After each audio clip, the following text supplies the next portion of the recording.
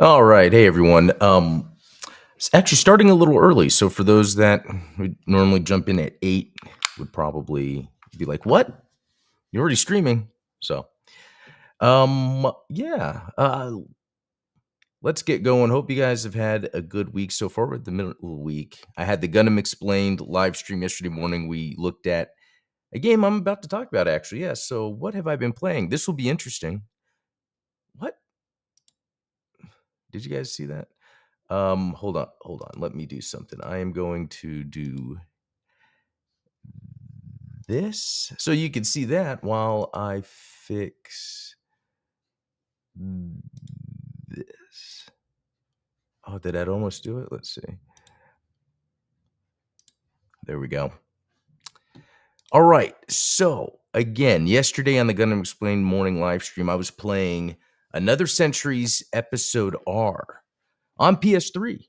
So, this is a From Software game that came out in 2010 that is essentially sort of like those Super Robot War games where it's just a bunch of those different Japanese mecha franchises all together. Um, and but it's a straight up action game, more of a straight up action game even than like the typical From Software or even Gundam game. It seems very simplistic, but I also heard through Autonomous, friend of the channel, as well as other people online that or takes on the game that I guess the controls, the gameplay got a little simplistic compared to the previous game. So this is a third or fourth, I think a fourth. And the other ones are on the PS2. So anyway, when I jumped in, I was able to play as a Gundam. I wanted to. It's called the Crossbone Gundam. Like its own set of levels. The graphics are very good, even for that time. The only thing holding it back is maybe resolution. But then that could be fixed with an emulator, and that would look so good on an emulator. Um, so I think I'm going to be playing through this and on the original PS3 hardware. Wait, hold on a second, guys. Wow, I started earlier in the morning. Sneeze happened. It has to be related to talking long periods in the morning because I'm not usually talking too much in the morning until now. I mean, sometime with the kids, but yeah, it's interesting. And I'm using a different camera because I have the main camera set up, and it's like the camera really makes the red show up here. I don't know, but that's not a big deal because we play video games. Okay, yeah, I think then. I am playing Xenoblade Chronicles 2 still in a way. Like that's on my mind, but I really think I'm going to focus on this again just for now. This is a good palate cleanser in the meantime. And it shows up here on Exophase. I did get an achievement that it didn't pop up, so it could be a syncing thing. Actually, let me refresh. I ran a scan. No, okay. All right. So here's going to be the cool part of this. This episode. Actually, should I let me look at gaming news real quick, and then we're going to do something really cool because there's not that much gaming news. II from Monkey Ball, Super Monkey Ball joins Sonic Racing Crossroads. Probably a good reason to jump in. I haven't played in a while. My wife and I haven't played this in a while. So let's see. And then we'll have that festival that takes place until the 15th, and you can, that's where whenever like there's like an event or festival, you go online and it's like it's its own battle pass thing. You don't have to pay for it, but just by playing online, you can unlock stuff free, which is pretty cool. And then here's another one. Leaker claims Wii, Nintendo DS, and Sega CD coming to Nintendo Switch Online. So one, that is pretty awesome. But is that VR? Is that 32X thing? Or is that just, I don't know. Because I don't see a 32X, but I love the 32X. I had nearly all the games on it. There was that oh yeah, they talk about it right here. The Wii remote peripheral. And it won't need the sensor bar. I wonder how accurate it's going to be. So, the DS is interesting because I was always interested in what they were going to do with the DS because it's two screens. When Konami put the Castlevania Dominus Collection together. They just reorganized the games to where you actually had 3 screens, because the bottom screen you would, or the top screen, depending on the game, you would switch between like maps and stats, while the other one was the game. Or even vice versa. One was stats, then was the game, and you pause it and had maps. Anyway, it had it set up where you had the main game, and then they had the other screens on the side. I don't know how, if they would just start doing that with the other games, like how would you do that with Contra 4? Or would Contra 4 just never see? It was Contra 4, right? The one on the DS that had the 2 screens. Even like the Sonic, right now, what is it called? Sonic Rush? Was it Sonic Rush or Sonic Rush games? If I remember correctly, would go up, through the other screens. So anyway, I think that's really it for news. Grasshopper Manufacturer. Here's some news. This is from yesterday. They have a unannounced game to come out, because didn't they just drop that Romeo game? Romeo, not Romeo Must Die. It's a movie. Or is this where? Yeah, Romeo is a dead man. Exactly.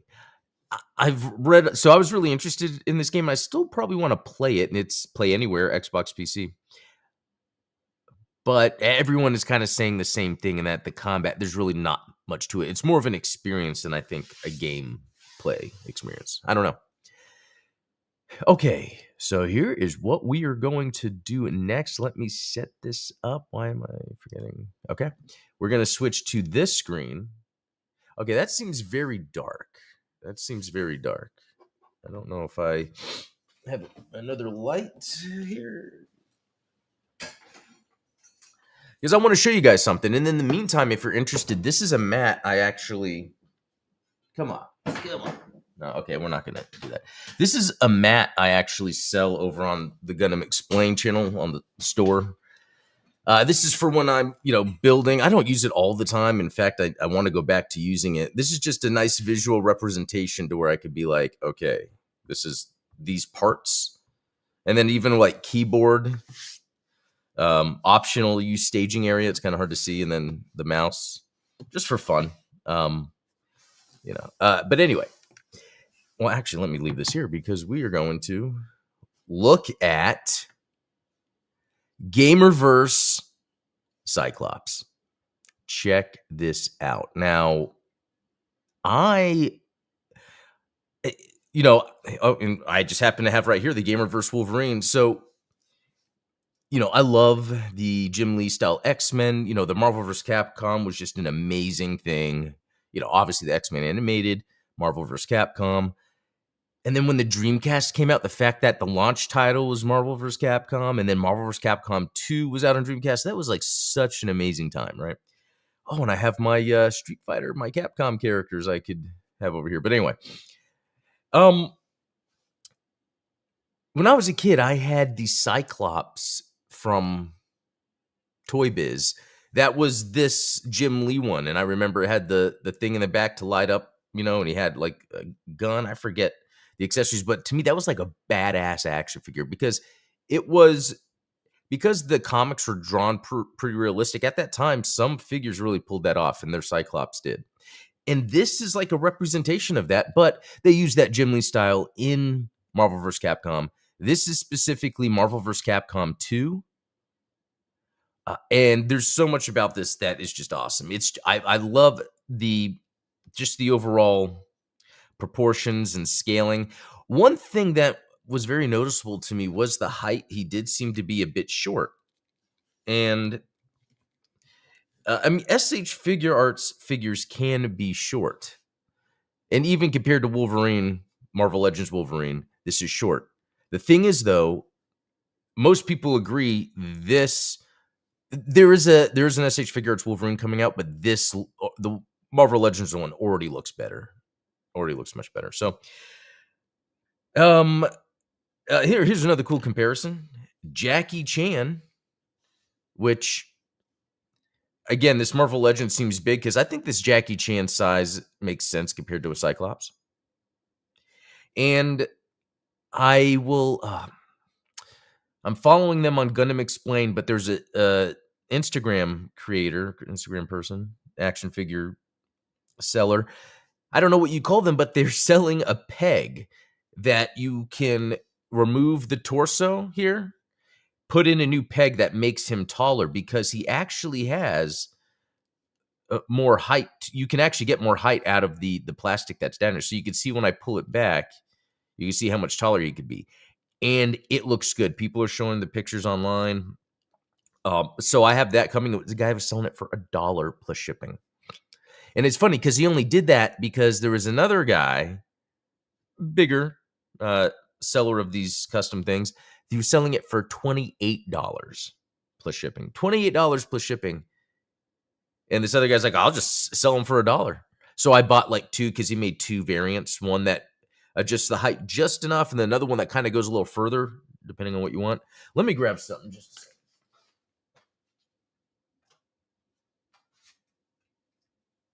All right. And just to round out this whole Marvel vs. Capcom thing, here is Ryu. Now, as much as I love these Jada Toys Street Fighter figures, and I have nearly all the ones that are out right now. I think Akuma just came out or something. There's Storm Arena from Storm Collectibles that has a Ryu that looks much more like the Marvel vs. Capcom one, but still, this is really cool then to just to add in the collection. I mean, I have the Marvel Legends Cyclops, and I guess what I'm trying to get to here, and I didn't really make that point, is to me, this is the coolest Cyclops action figure compared to the old Toy Biz or even the Marvel Legends ones right now they come out with. They each tend to have a problem, and so and I don't even collect a lot of Marvel Legends. I just like Cyclops and Wolverine, so I have a bunch of those. But and this Cyclops, and you would have to get parts from all these different Cyclops to make the perfect one. And again, I don't have any major complaints with this yet. I just got it, and I haven't really messed with it too much. Except, again, it's like there's something about him where, yeah, he does seem short. So if we put that peg in to increase the height, that might solve everything. So, and that's a funny thing because I tend to, if you guys follow any other channels or shows I do, when we talk action figures, a lot of times I complain about SH Figure Arts because sometimes it doesn't make sense. Like the way they designed this Jackie Chan, this is a specific scene from the movie Police Story. But it's just like the shoulders you can only do so much when you're moving them around, and then it just kind of, it's really hard to get a good, I don't know. It just always looks odd when you're looking at it. It's probably the clothes.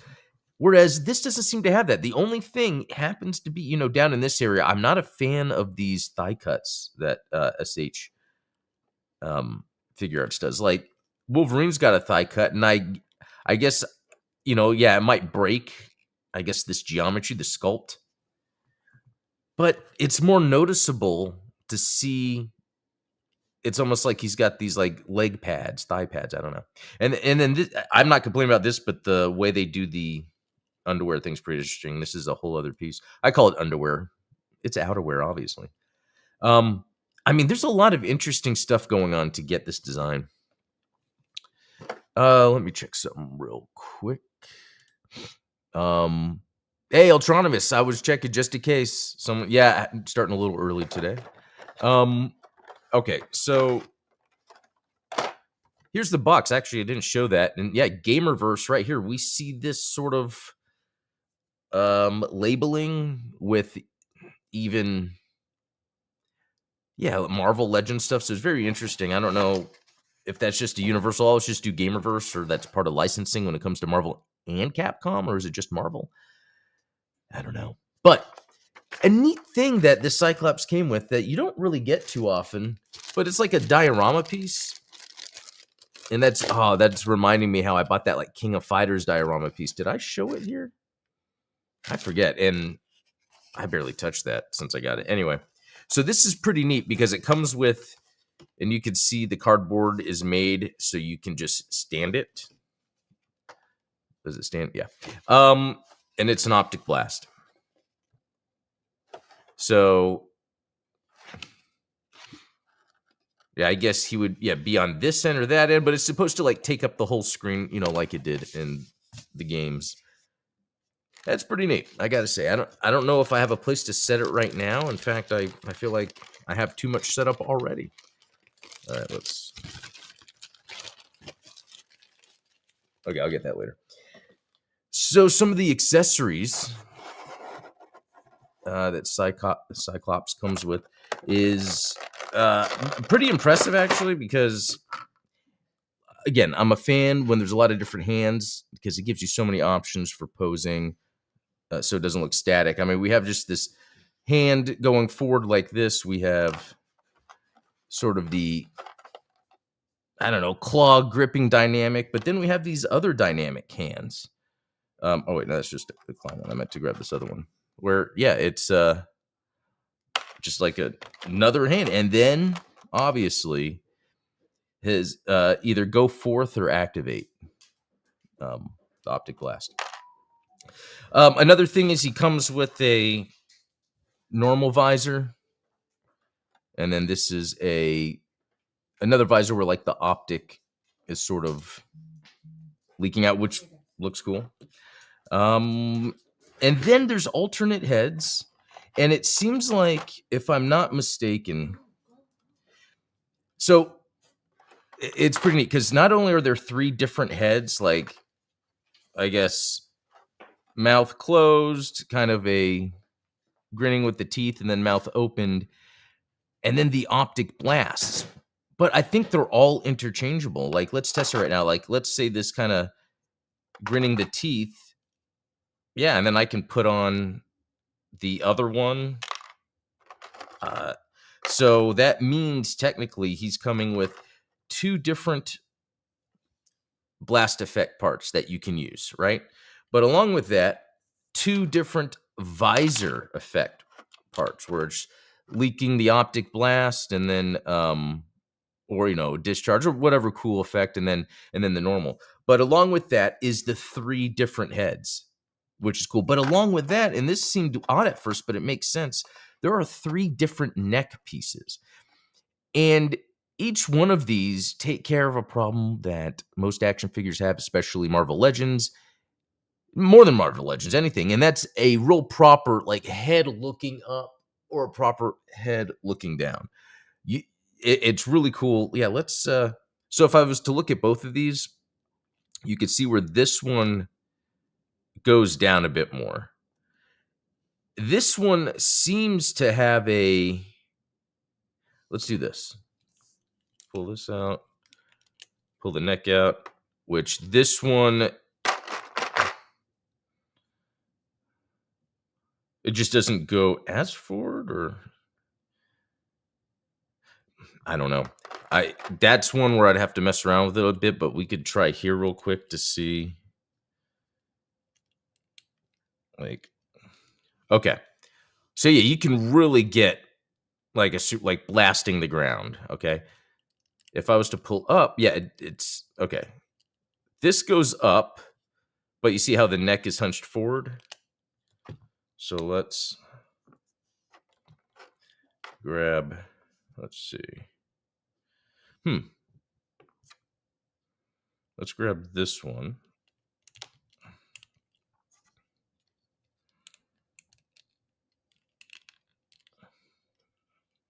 Okay, now I got to get the bulge. Okay. There's that. Let's see how high that goes. Oh, it just comes off. Okay. So that's not super high up like you would want. I mean, let's see. Where he's like, ah. I mean, that doesn't look bad, to be honest, but let's see what the other neck does. And I know it also looks a little odd without the hair on, but we'll do that here in a second. Okay. Okay, there we go. This last one. So that's what the neck peg's doing. That's pretty cool. I haven't really seen that much. So there's 3 neck pegs, and it allows for some extreme articulation, either up or down. Yeah, another interesting thing too is the hair. I really like it. It's something that I've even seen with like the Jada Toys, Storm Collectibles nowadays, where there's more like rubber. Actually, I should put it here. There's more like these kind of rubbery, plasticky pieces. And so for each headpiece, you just change that, and then let's throw on this. Let's see, real quick. Oh, no. Okay, that is something good to bring up here is the hair. It's like you really have to push it in or it could fall off easily. But anyway, yeah, you could really pull off some of those opening animation scenes really well with his articulation and everything.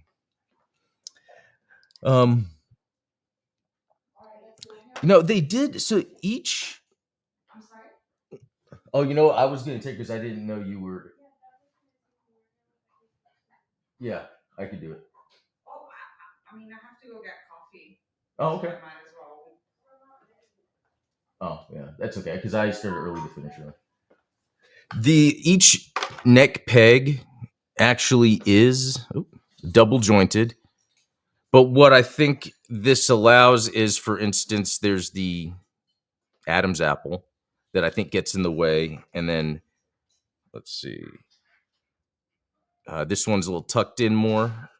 And this goes down just a little bit further.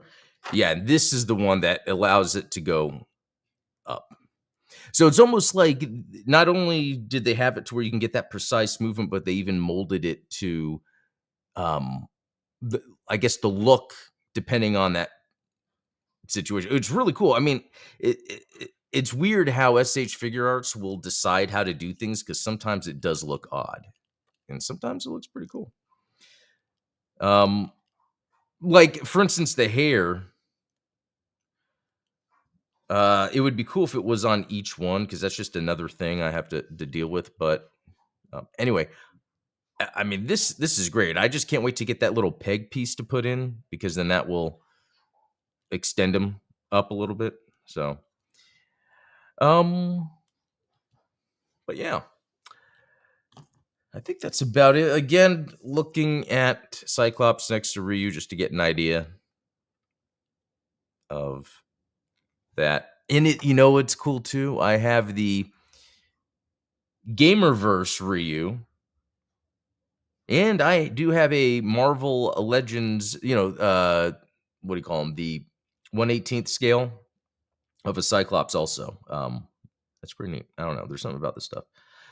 Oh yeah, the rubber hair. So this is more of a plasticky and this is more of a rubbery. So it's interesting that they do that. Like this whole thing is all rubber. His gi, isn't that what we call it? Okay. Well,